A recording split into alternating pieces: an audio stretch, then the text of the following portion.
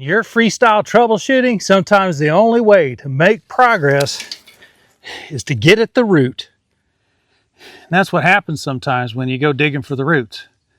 You discover the root of the problem. That's not always a good thing. Sometimes that means there's something really deep and rotten that needs to be fixed, like in this case. And yes, that is another metaphor. We're using quite a lot of them out here on this gate. Let's get back to this gate post. So we did a nice deep dig on this. It's been well over a week now. We've had significant rain up here. The clay has loosened up quite a bit and the concrete is now moving around the base of the post. In seeing the concrete move, I can also tell that we've got some cracks. So the concrete is separated away from the post some. And that's what I'm doing now, is evaluating whether or not I need to correct that before we pour new concrete. Also, before we pour concrete, I got to make sure that this post is going to stay in a vertical position. So I have to get it repositioned and then figure out some way to brace it up there so that it doesn't fall back over while the concrete is setting. Come on and have a look at this with me. So the rain has helped to clarify what's going on here in the hole quite a bit. And we can see that there is a large concrete ball that's been holding this post in place. But if I start to move the post, you can see how we're separating on the back side here. So the post is coming out of the concrete. I've also got a slight problem with the fencing. So the fence is still relatively tight. So when I try to move the post, the fence pulls back against it. And I'm going to have to figure out how to either shift that concrete ball at the bottom, or maybe I can rotate that ball forward just a little bit. I may have to dig out the root of this flaming bush that we've cut down. In order to be able to move the concrete ball in this direction, I may have to remove this root a little bit. I'm hoping to avoid that dig, but I've got the tools out here today to get it done. And then once we've got it standing up straight, I've got to figure out some way to brace it. So we'll probably grab some 2x4s and some sort of a stake system to be able to hold the post in an upright position while we get some new concrete poured. Beyond that, the other thing I'm looking at right now is the size of this hole. I really don't want to pour that much concrete. That's going to be rather an expensive proposition. So I'm considering now what my options are. I also want to make sure that whatever concrete pad we do pour to hold this post in place, it's sufficient to support the weight of the gate. So we are going to put a brace out in the middle in between the two posts so that we can support the weight of the gate in the middle of the driveway. That way, when the gate is closed, which will be 99% of the time, at least the gate's weight is not pulling on the post. But while the gate is open, we also don't want to pull the post over. So we are going to need a significant amount of concrete here at the base of this to make sure that it doesn't move again. So let's get at it. I am still working with just the most basic of hand tools. We do have a level now. I wanted to get some idea of just how bad off this thing is. And it looks like we are, wow, significantly out of level. So this is going to be off by as much as, maybe 4 inches top to bottom. And that's in this direction. We also need to measure the plumb in the other direction. And at the moment, we're looking fairly plumb there. So it looks like, as I expected, the tight fencing is actually helping to pull this post in this direction.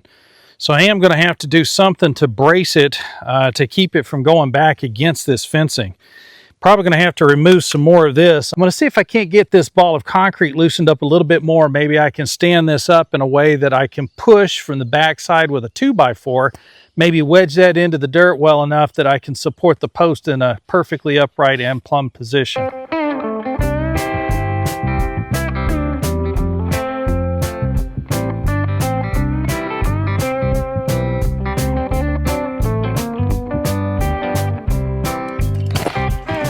Y'all, this is hard work, and it doesn't get easier with time. The older you get, the harder this work gets. But I haven't found any work in life that's more satisfying nor more rewarding. That's why we encourage you to return to this kind of labor. And right now I'm just trying to find the bottom of this concrete ball If I can get down to the bottom and remove some of the clay out from under it, it'll rock forward a lot easier. It may actually rock forward and wedge in place. Excuse me, the neighbors are coming through.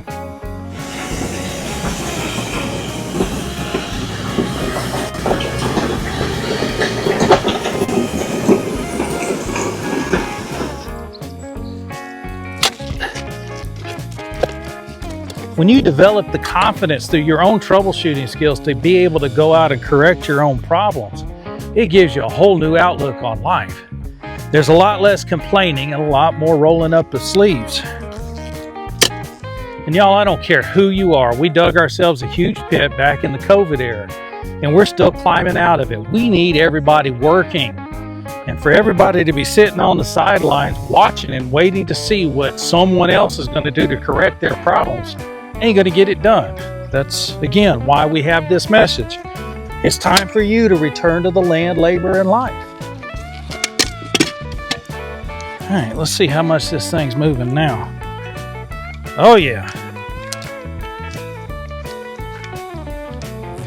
That's a good bit of motion. Let me see if I can wedge this up, stick a level on it.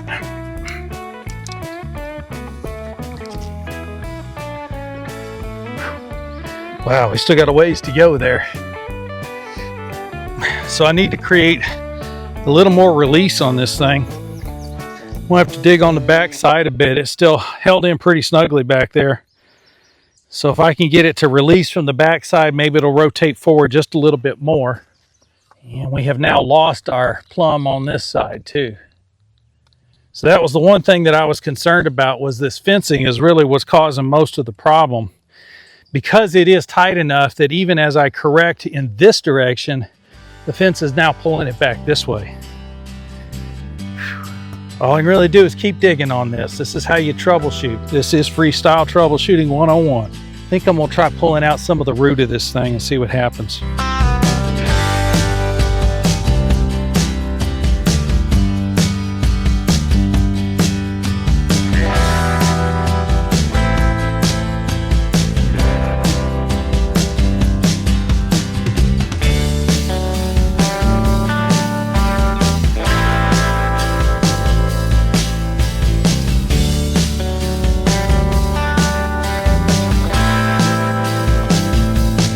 And yes, getting at the root, it is another metaphor.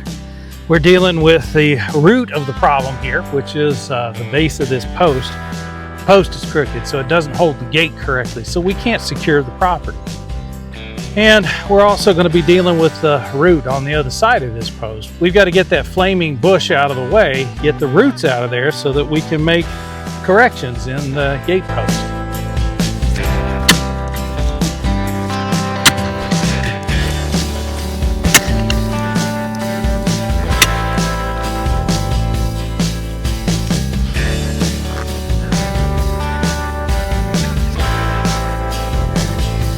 Y'all, I'm going to keep digging, making some progress here, but I'm also racing a storm yet again.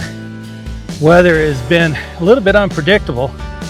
Y'all been dealing with this heat the same way that we have. You want to be real careful if you're out here. I'm out here still in the heat of the day, high humidity. It's difficult to work under these conditions. Now, I'm a little bit acclimatized to it. I've grown up in humid conditions and working out in the heat. So I'm a little accustomed to this, but I'm probably reaching the end of what I should safely do in a day too. So pay attention to those warnings when they come out. Those heat warnings are legit, they're for real. And you need to be aware of your own body. So pay attention to what's going on. So we got the root of that bush out on the one side, and looks like we're about to get the root of the concrete ball out on the other side. Let's see if we can get this thing out of the hole well enough we can get a good look at the bottom of the post.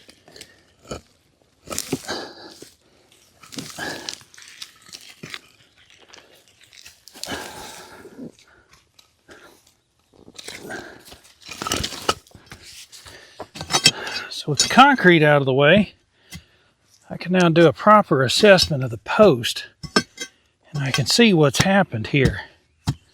Can you hear that? This wood is soft. There's really nothing left of it down here. It's quite literally just coming apart in my hand. So one thing to pay attention to when you're freestyle troubleshooting is the possibility for the unexpected. So this is a stabilized wooden post, and based on the fact that it has creosote all over it and all in it, the thing smells like a railroad tie, probably because it is. This was more than likely a part of a railroad trestle, but it may not have been stabilized wood. It may just be soaked with creosote. And while the creosote does give you a few extra years, it is only really helpful if it's above ground. As soon as you stick it below grade, this is what happens. Yeah, there's not enough left of this post for me to really work with. Looks like we're going to have to replace this thing after all. And that's what happens sometimes when you go digging for the roots. You discover the root of the problem. That's not always a good thing. Sometimes that means there's something really deep and rotten that needs to be fixed. Like in this case, we need to replace this post because the roots are rotted out. But that'll make for excellent video, and we'll show that to you next time. Right now, today, we kind of need to wrap this up. We've got storm clouds rolling in overhead. I got to get all these tools back in the barn before it starts raining. We do appreciate you joining us on the Return Homestead today. If you haven't subscribed to the channel yet, would you do us a favor and just take a moment to do that?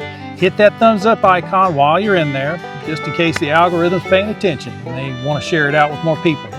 We'll see you next time.